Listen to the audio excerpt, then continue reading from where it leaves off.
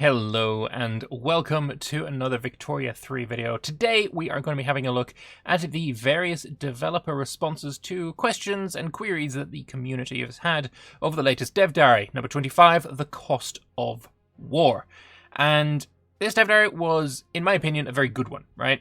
We learned a lot about what the economic and the political consequences are of warfare, and that the cost of it, literally the cost of war, is paid both in manpower, in bodies, in lives, and economically as well, and in potential.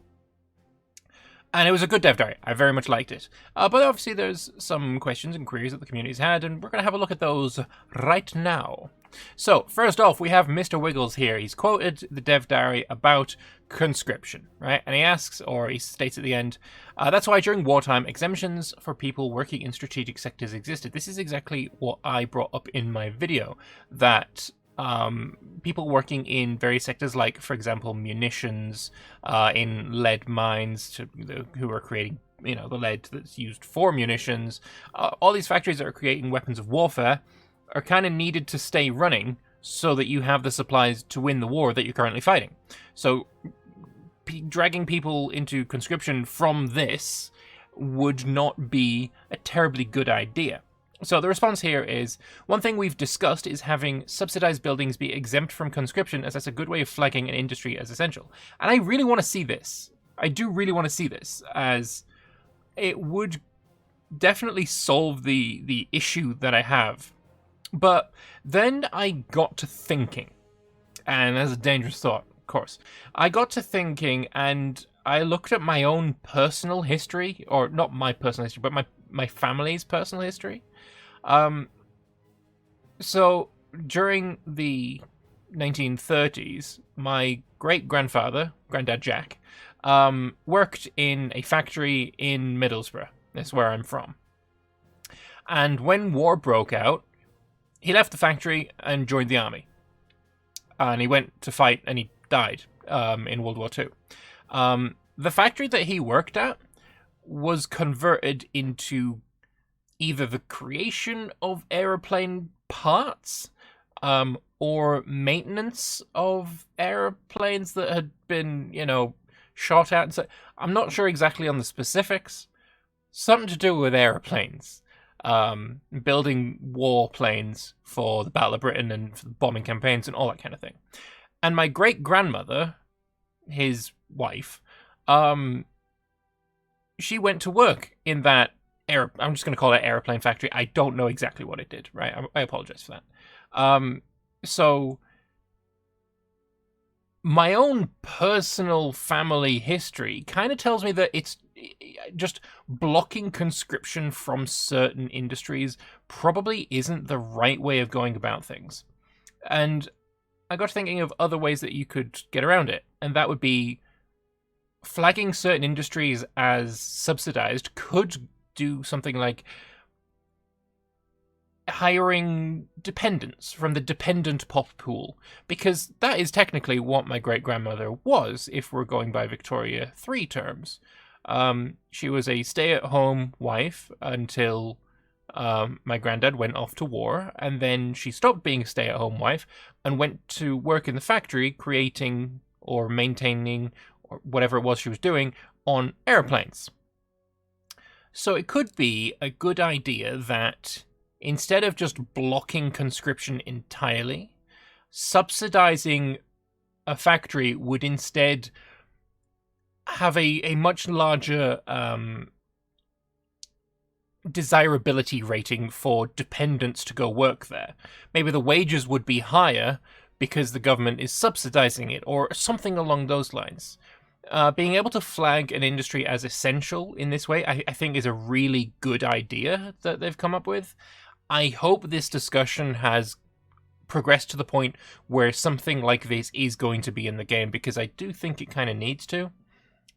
Just mass conscription, I don't think would work, because, like I say, you would lose the factories that are creating the stuff for you to win the war in the first place. I could have made a gun so that I could shoot my enemy, but I left the factory and now I'm fighting on the front lines with my fists. Like, that doesn't work. That doesn't work. So hopefully some solution has been come up with. I think there's multiple routes that it could be done. Next up, we've got a Niels Fabian. First, thank you for giving us the visuals of a devastated landscape. Warfare should impact everything on the map. Yep, I agree with that. I will say again, though, I do think some of the visuals do need work looking at and working on, because I'm not a big fan of how reflective that visual actually was. But I'm sure things like that can and will be improved on before release. Secondly, can I limit or expand the pops that are eligible for military service, like conscription? I'd love to give my female population a greater stake in my country by allowing them to vote and to die for the fatherland. So the response here. The number of conscripted battalions you can raise is determined by your conscription rate, which is predominantly, at least, based on your army model. This is a fraction of the workforce in your country that can be conscripted, which means that as you expand the rights of women, in the process you get access to more conscripts as well. This may be because you permit women to do military service, or because women in the workplace permits more men to go off to war. And yeah, women in the workplace, like my Nana with the teeth. That was what I called her when I was a kid. Anyway, yeah, no, makes sense. I don't actually know of any country, even today, that has conscription that includes women. I think it's fairly common knowledge by now. I live in Finland, and Finland has, to this day, still got a conscription model. Men, I think it's under the age of 30, have to do an amount of time, honestly, I'm not sure how long, of mandatory military service. Instead, they can choose to do civil service as well. I think that's what it is. And it's just males. Women can choose to join the men if they want to, but it is a choice. So, and Finland is one of the most progressive, like, on equality terms for between men and women nations in the world, and yet still has, you know, male only conscription. So I'm not sure how realistic this is, that, you know, expanding the rights of women means you'll have more women in the military. But having said that, you don't know the gender of every single person that is on your front line, and more men being freed up to go to fight because, you know, women can take their places in the workplace. You're not going to know the difference between, yeah, those are women on the front lines, and, oh, those are women that have taken over the jobs of the men who are now on the front lines. Functionally, that's the same thing. You won't know the difference. So it doesn't really matter. But it is something interesting, and I kind of feel like it's maybe a bit of a baity question. I don't know.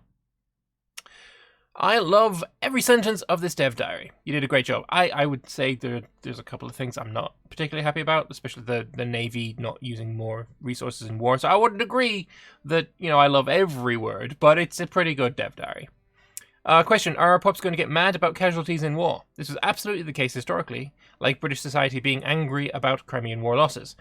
Next week. So along with peace deals, we're also going to see about maybe part of peace deals then is people back home pushing for peace deals to be signed.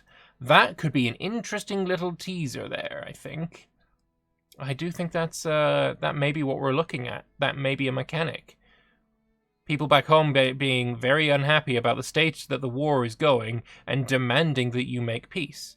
I guess something similar is in other Paradox games, like with the Call for Peace or High War Exhaustion, that kind of thing. I expect something a little bit deeper here, if I'm being honest.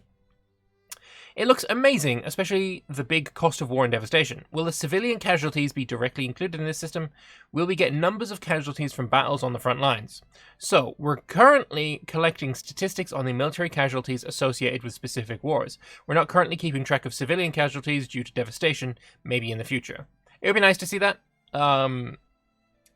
Obviously, though, it's very, very hard to track, and then even two very similar wars with similar strengths on each side could lead with vastly different amounts of devastation to the civilian populace based on like any number of tiny factors that just balloon up.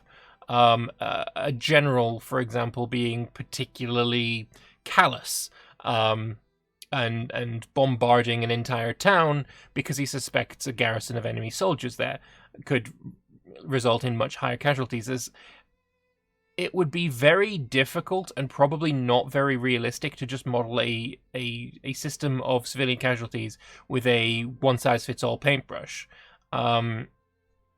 It'd be very difficult to do. I'm interested to see how they do it, but I have no idea what we're going to be seeing on that front. But yeah, interesting question. I like that question. Can I, as an industrializing country, logically have a mixed army of, say, men with firearms and with lower tier equipment? Perhaps as a Polish rebellion, I lack infantry equipment, so I get my population to make basic melee weapons, so I at least have a weapon for everyone while keeping some more elite gun-equipped regiments. So here we have, every military building can have as unique of a setup as you like. So you could create differently equipped battalions in every barracks in 4 different states, and differently equipped conscripts in each state too, for that matter. Battalions from the same military buildings will be split up between as few generals as possible, in most cases only one. So you can decide exactly what equipment the troops that belong to a certain general should be using. That's interesting. I am very much liking the way that this production method system is working out, which actually kind of surprises me because on the surface of it, on the first viewing of the mechanics of warfare, the second dev diary in this series, I guess, I was very skeptical about how it would work out and how things would be sorted, how you would build your militaries. I gotta say, I very much like the way that this is working out, especially as it gives way more granularity than you get with a Victoria 2 system, which had 10, 12 different unit types, and logically you're only going to be using less than half of those. I really like the system. I really like the system very much. That's not to say that my previous skepticism over the way warfare is fought is any different. I just like the way that armies are built in Victoria 3. You said in a previous dev diary that armies could get very large as time goes by, since there are so many production methods and so many barracks. Will there be a way to ease all the micromanagement required? We've already eased that by removing, warfare. You want to get rid of even more? Dude, please, I want to play this game, not watch it. No, I'm obviously joking. As they are buildings, they follow the same principles, meaning you can customize each one individually or switch what production methods are in use across all of your country at once if you like. You can also adjust production methods for groups of battalions on the generals they are assigned to. Yeah, I mean, we've already seen... I can't remember where I saw the screenshot. We've already seen, though, that I think it's in the lens function, you can change all of a certain building's production methods at the same time. So say you've got, the barracks. Every single barracks is now creating airplanes instead of hussars. Or every single dock is now going to be creating these ships instead of those ships, or that kind of thing. Every mine is now going to be using dynamite. That's totally possible with the system that we already know about. So, yeah, that's reducing micro on the economic front is important. And it looks like this is what we're going to see here. So, lovely. Will casualties be shown by just lost battalions in clean amounts of 1,000, or will they be more granular? I hope more granular, like we have in other games, but who knows. Each battalion of 1,000 takes damage individually, so you could have one battalion with 823 men, another with 618, another with 936, of which 133 are demoralized, etc. They'll receive reinforcements automatically and gradually based on the activities of the building that supports them. So pretty much the same as what we have in other Paradox games, other than this here. One battalion of 1,000 men can have 936 fighting men, so what's that, 64 of them are dead. 133 of those are demoralized. That's something new. That is absolutely something new. We have never had the smallest unit of troops have individual status effects. Like, I'm assuming demoralized is a status effect here. That's never happened before. We've never seen that. So that is some tidbit of warfare information that maybe should have been in the warfare dev diary, because that is pretty dope, and I am liking that. Will losing a large part of your male population in war hurt population growth? In the Soviet Union, for example, the loss of up to 80% of the men born in the 1920s during World War II led to huge numbers of women going childless and the USSR's population being tens of millions short of where it otherwise would have been. Similar in places like Serbia and Paraguay. So, since we don't actually distinguish pops by sex, but rather by workforce and dependence, we can't infer an effect like this directly. However, as the workforce part of the pop dies off, the dependent part of the pop will have a much harder time financially, and as standard of living declines, so does the population growth. So basically, no, but kinda yes at the same time. No, we don't model this, but it's kind of coming around in a natural way of a different process. So I guess that kind of works. As long as the desired effect is coming out, I don't really mind how it gets there. And this kind of seems like splitting all the pops by sex as well is just another breakdown, which would probably increase load on people's systems and make the game run slower. So is it really necessary for it to work like this? No. So what we've got here, it seems to be fine. We don't yet know how trade is modeled in the game, but the fact that tariffs are applied to exports instead of imports is wrong on so many levels. Is this a wording mistake, or are indeed tariffs applied to exports of your country? So tariffs are applied to both imports and exports. Most of the time, you would indeed use them on imports. For example, I don't actually know what IE stands for. I'm just saying example. Whatever. Goods being exported to you. This is one of the rare use cases where you might actually want to discourage other countries from exporting your weapons, i.e. importing from you. Note that you can choose which exact goods to tariff. It's not across the board for all imports and exports. More on this when we talk about trade. Looking forward to this one. That should be an interesting dev diary. Looking for it, yeah. Will PTSD and shell shock be a part of the game? So, not for troops, but it is conditions that your generals can acquire in the field. Yeah. More traits for generals. We've saying no to PTSD and shell shock, but at the same time, troops can be demoralized. So there is some status effects. Just PTSD and shell shock tend not to be those, but demoralized certainly is. So that's interesting. One thing I'm still confused on how useful that is. Like, is piracy a thing? Is it important I keep patrolling trade routes even in peacetime? So piracy is not a thing. Wrong era for that to be a major aspect of the game. But we're currently looking into peacetime benefits for patrolling and escorting convoys. That's nice to see. Like, I did want more peacetime uses for a large navy. Even during peace, large nations with large navies patrol pretty much incessantly. So there is a use for it, otherwise it wouldn't be done. But it has to also make sense for the game as well. I suppose, yeah, hopefully they'll find something. I don't really know what yet. If war is more expensive, that will apply to the AI too. So what stops you staying in a victorious war to raise their economy to the ground? It will be explained next week. Peace deals next week. We'll look forward to it. Will there be a toggle for ignore global settings? I can already see a situation where players might want to have regular units and a few specialized units, but changing the regulars would take a lot of clicking unless you do global. I mean, yes, we've already gone over this, haven't we? Doing a global would affect your specialized garrisons. Okay, so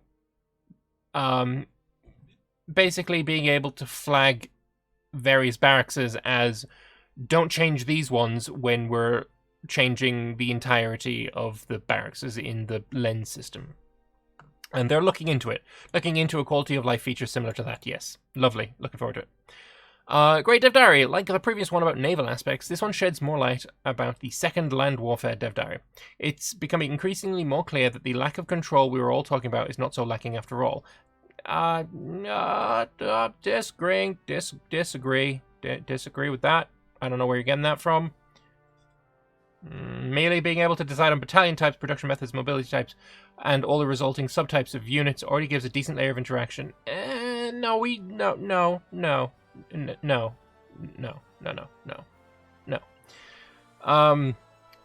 What he has at hand is decidedly the fruit of your playing strategy. EHEC here is one of the devs. I didn't quite understand if when you... I wish I hadn't read this, because this is... I don't... You know, whatever. I didn't quite understand if when you decide to mobilize your untrained population, you lay down only one conscription center in a defined place in the map to draw conscripts towards that place, or if you drop down as many as you want as to decide where from the conscripts are being taken from. So conscript activation is done state by state, or if you prefer, across all your country at once. As you choose to activate conscripts in, say, North Carolina, a conscription center local to North Carolina appears and recruits pops who live in North Carolina only, up to the maximum number of conscripts in the population in North Carolina can support. So you don't build conscription centers. It's basically, I am conscripting from this area. So this area, oh, here's now a conscription center. I imagine if you conscript your entire nation, you will have every state create a conscription center, and then all of the conscripts would go to those places.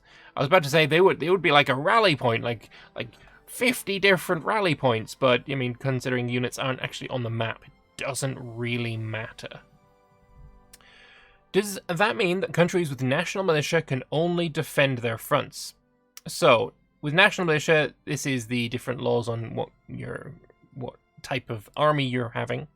They can have a small standing army as well, which gives you a few more options, but their main use of a national militia model is for turtling and homeland defense.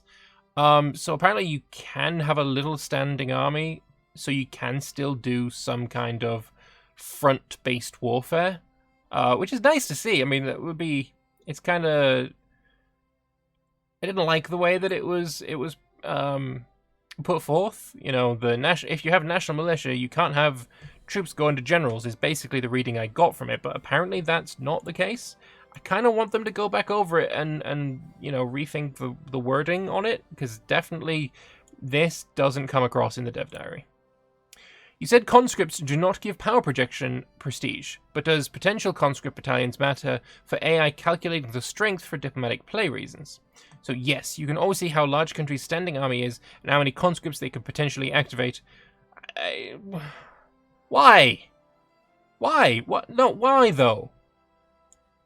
Why is this the case? Give me a historical reason why this would be the case. Did France know the size of Prussia's army during the Franco-Prussian War? Did they know how many potential conscripts Prussia could come up with in the case that they needed to? No, they didn't. They didn't. Why should the player? Why should the AI? Being able to do a reasonable guess? Yes. But being able to see how large their standing army is, which we absolutely know we can see based on the dev diaries. You can see that there are 150, whatever, battalions on the opposing side. Why? Why do we see this information? I really don't like how forthcoming Paradox games are with information about enemies. There should be some more hidden information. I don't agree that this should be one of the ones that is shown. Does the artillery support and mobility production methods mean that these are separate battalions or production methods that strengthen your infantry battalions? The latter. Okay. That's interesting. So artillery isn't a separate unit, it is a buff to your infantry battalions, which does make more sense. You do not have just units of artillery that walk around on their own. Is just not the case.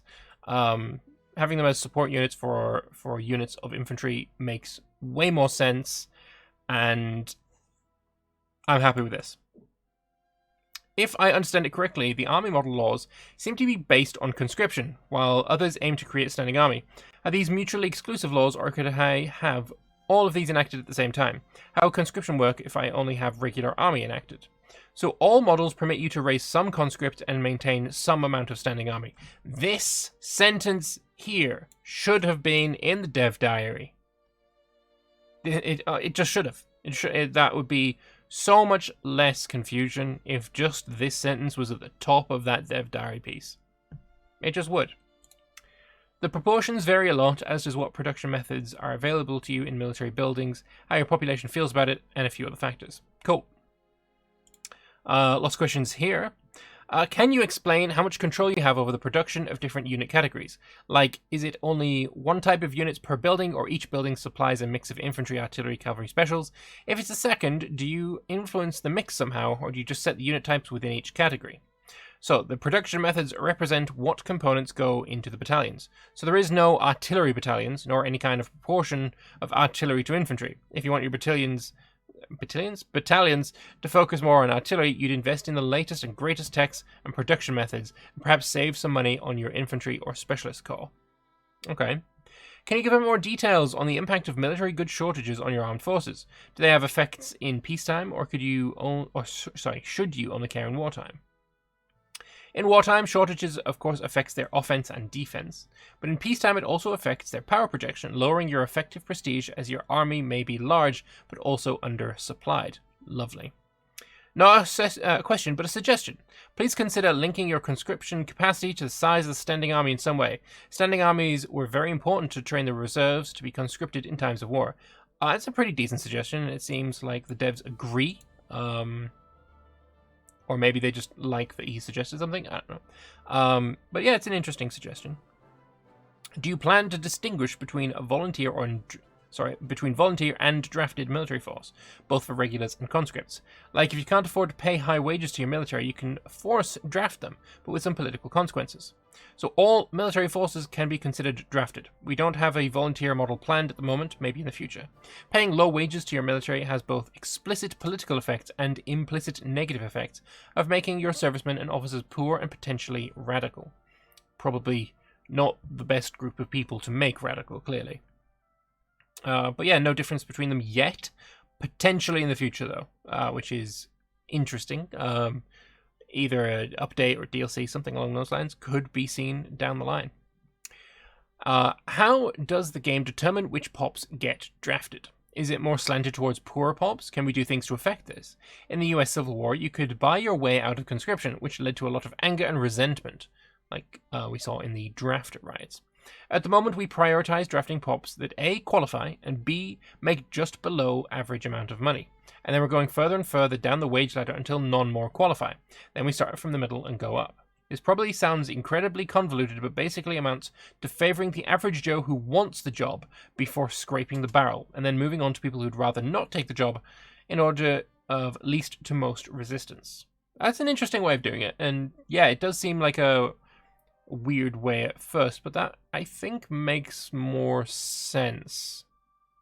Like, because this kind of system could model both volunteers and draftees, right? Finding people who just want a better life and they think, the army is the way to find that, wouldn't generally be the absolute, dregs of society that really need, you know what I mean.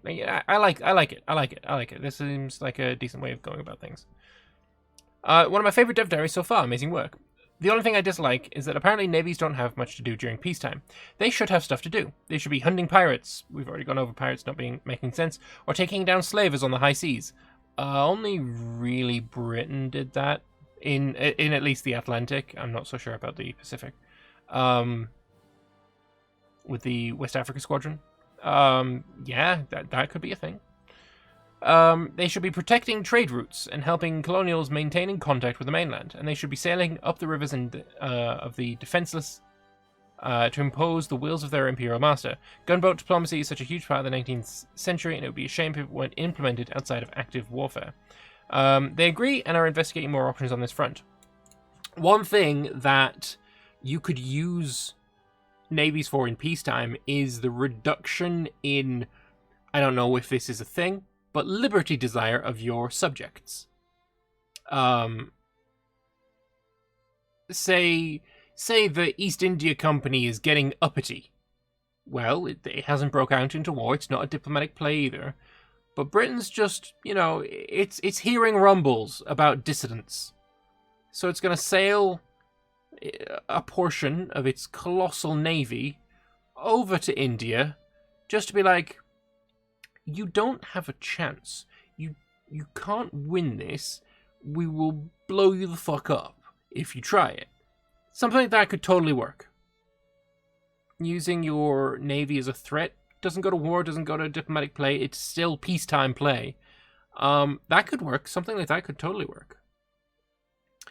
One more question. Will conscripted battalions have conscripted officers as well? If yes, which pops will be they drafted from? So yes, officers come from whoever has qualifications to become one, which are often servicemen. So you might see servicemen from barracks get recruited as officers in conscription centres, meaning having a standing army makes it easier to raise lots of conscripts in a pinch.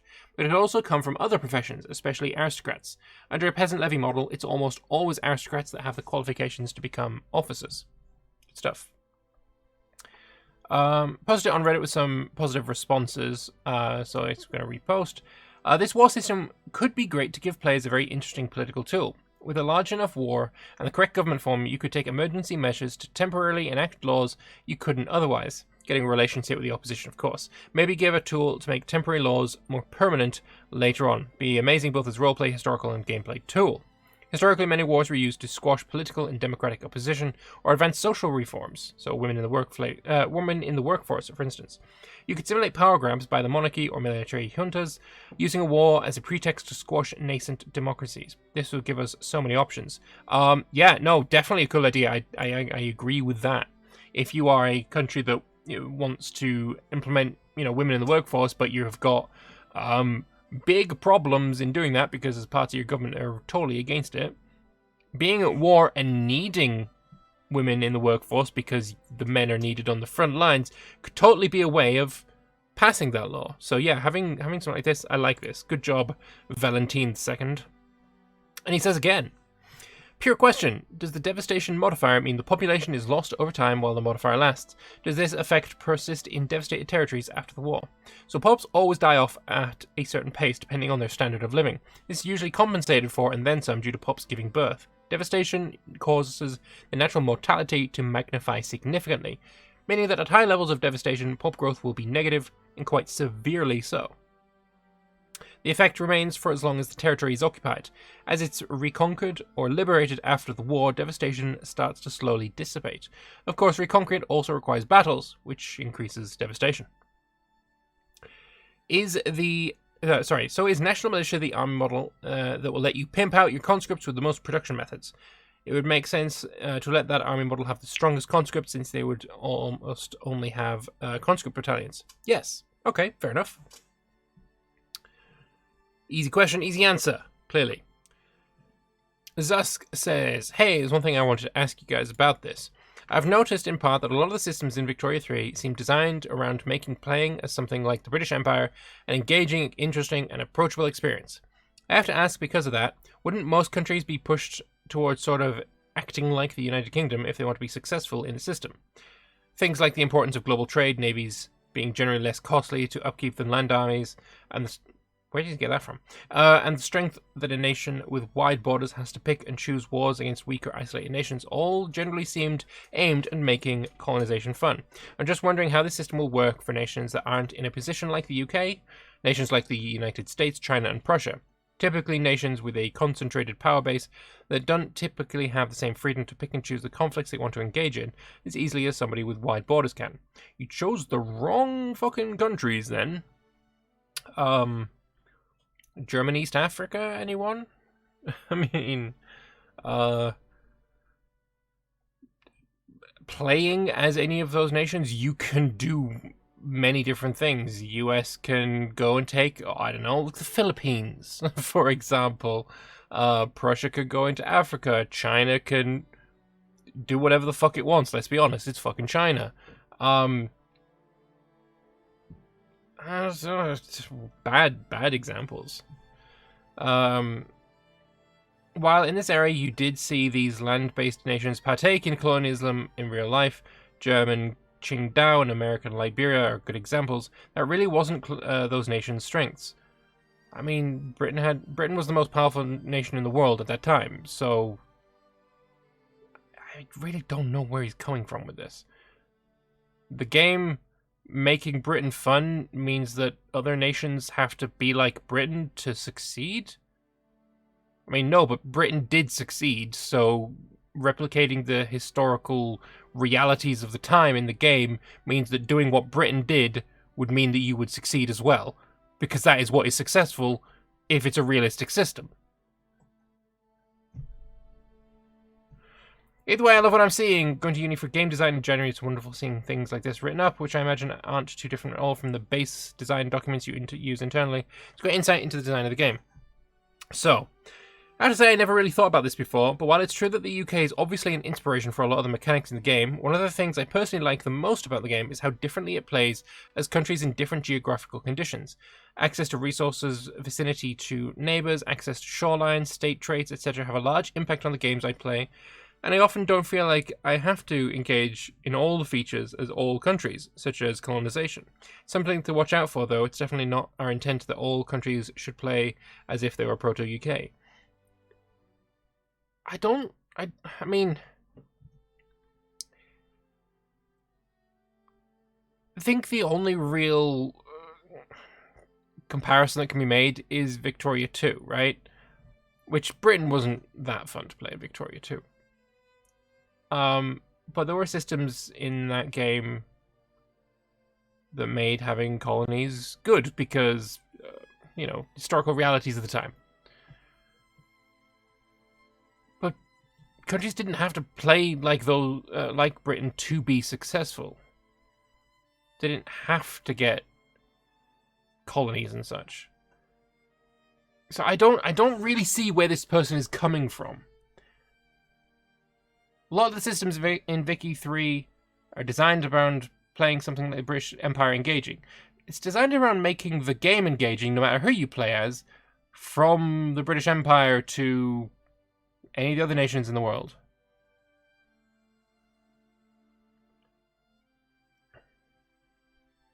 Yeah, I don't know. I don't know. I don't agree with this person. I don't really know where they're coming from. Why start in the middle and go down? Why not start with the poorest pops and go up? We tried this first, but often drastic increases in pop standard of living that came with it didn't feel realistic. Like there are a bunch of clerks and shopkeepers here who'd love a 10% pay rise, but instead my recruiters go out and uplift the entire countryside's destitute peasant population first, making them insanely loyal to the state in the process. It's cool, but didn't seem very realistic, and having scratching my head for a while wondering what was going on. That's a decent enough explanation for me, yeah? I wonder if I've misunderstood how garrisons work. Under national militia, if your border regions are sparsely populated, would they only be defended by the conscripts in those states? Can't move garrisons from your more populated areas to the front. So yes, that is correct. Under national militia model, the conscripted population defend their homes and don't engage in cross-continental marches. It's strategic region level though, which is a lot larger than states. So what you'd probably want to do in a huge country like the US or Russia would be to activate conscripts along the border regions first and delay activating the ones further from the border until it becomes clear you need to. You can also maintain a small standing army whose generals you can order to any front you like.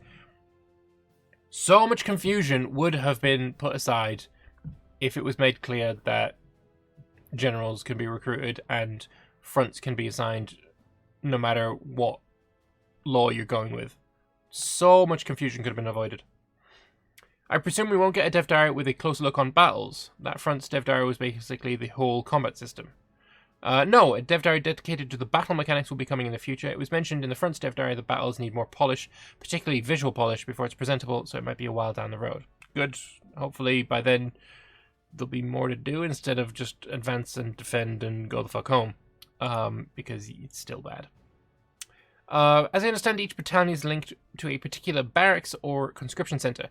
What happens if this barracks or conscription center is overrun by an enemy or destroyed by air and naval bombardment? Can that happen?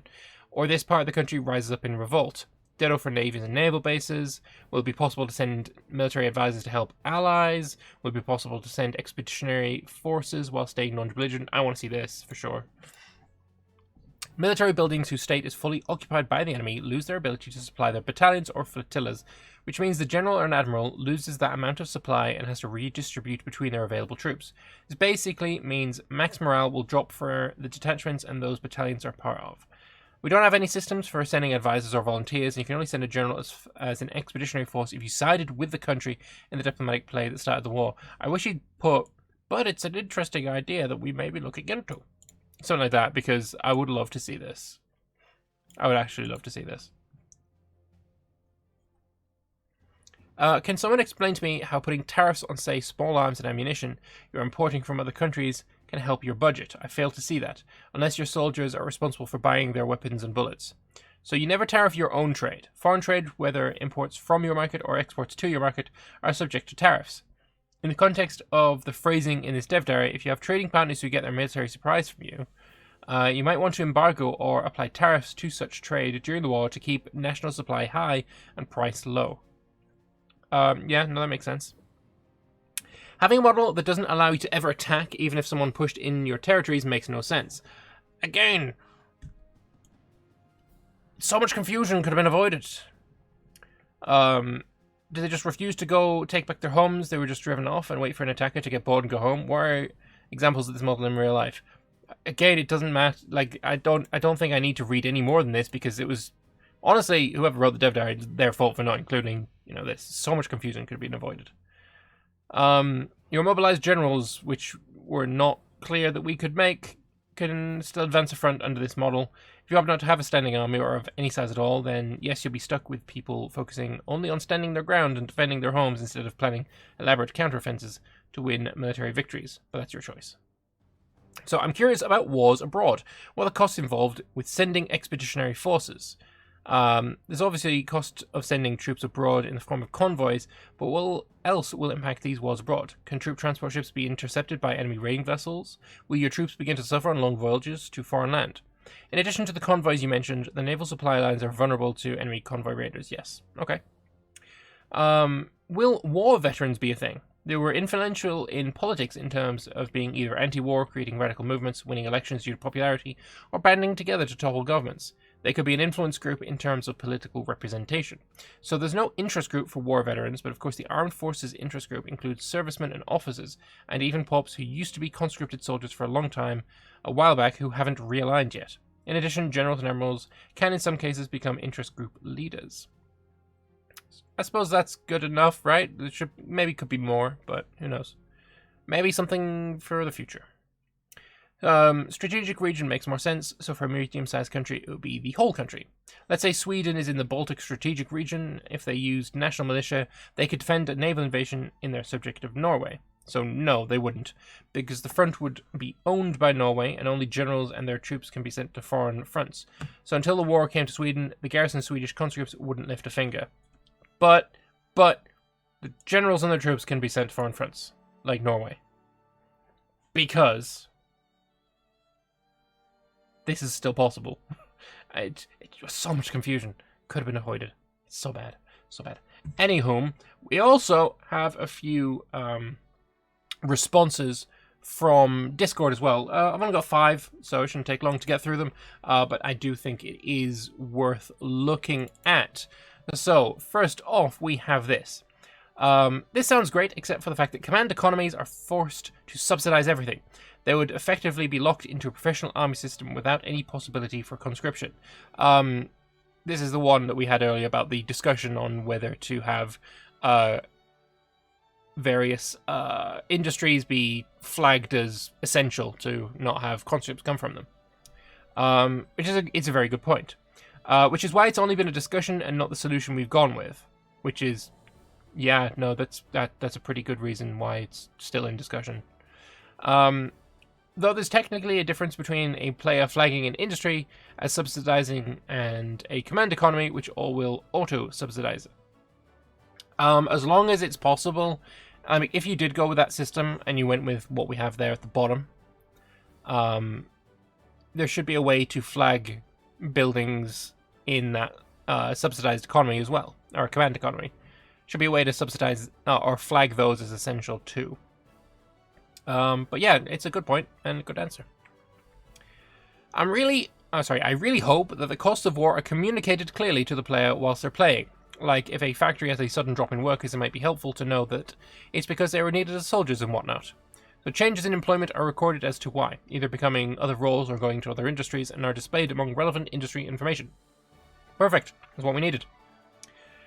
That's the one thing I'm not happy with. Why should I have a weapons industry that would provide for full-time, round-the-clock military logistics even in peacetime? So you're assuming the costs in goods at war and at peace are the same. Also, that you cannot shunter industries to lower performance at peace.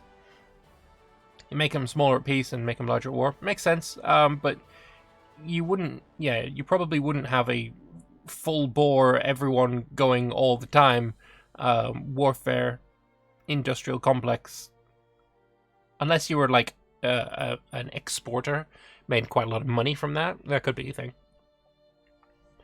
So adding women to the workforce just decreases the number of dependents. So no, it actually affects the workforce to dependent ratio to simulate more of the family working. It doesn't just decrease this number of dependents, but increases the workforce as well. So yeah, it's more of a ratio than just a flat number. Makes sense? I wonder how easy it is to nation ruin, and this is speaking on ruining the enemy's nation rather than your own nation. Other than a player absolutely cheesing things because they chose to, you can nation ruin, but it comes at a cost to you as well, especially since growing economies can support each other. And an economy you burn to the ground, well, that's someone who will not buy goods. Their people might migrate, cause disruption either in your country, unlikely, you just burn their homes, or elsewhere. Lovely. Alright, well, that's interesting as well, right? The point there that you're less likely to be the target of migration from a country who you just burn. It makes absolute sense, but it's good that they've thought about that as well. But yeah, that's all I actually have time to share with you. It's another big video full of responses from the devs. Some really good responses there as well. And I think we learned a lot. Like, let people know about being able to still use generals and fronts and things, even when the law says they can't. Something like that would be really, really quite nice. But anyway, thank you all very much for watching. If you have some comments on any things that we have read today, please do leave them in the comment section below. I'll be very interested to read them. What your thoughts on the responses, anything we've learned today, that would be great. Like button if you'll be so kind, and maybe subscribe if you want to see more Victoria 3 content in the future. Until next time, thank you very much for watching, and bye-bye.